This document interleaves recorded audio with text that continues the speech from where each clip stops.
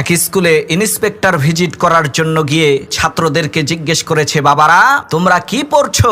বলে যে ইতিহাস। ইন্সপেক্টর বলে, ঠিক আছে, তাহলে ইতিহাস থেকেই প্রশ্ন করছি, বলো তো চীনের প্রাচীর কে ভেঙেছে? তার এই কথা শুনে সমস্ত ছাত্রছাত্রী চুপ হয়ে গেল, কেউ কোনো কথা বলে না। এখন একেবারে পেছনের বেঞ্চে যেই ছেলেটা বসে আছে সে চিন্তা করলো, সর্বনাশ, এ কি মহামুসিবত! কেউ যদি স্বীকার না করে তাহলে তো এই দোষটা আমার ঘাড়ে এসে পড়বে।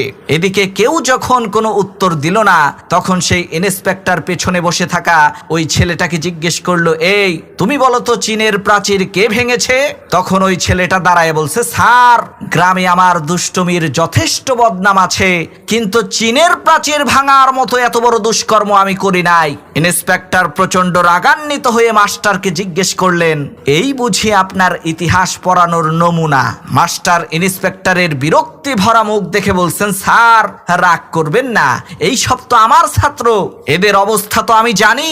আপনি তো আসছেন ঢাকা থেকে, আমি হলপ করে বলতে পারি আমার ক্লাসের কোনো ছাত্র চীনের প্রাচীর ভাঙার মতো এত বড় অশালীন নিম্নমানের বাজে কাজ করতেই পারে না।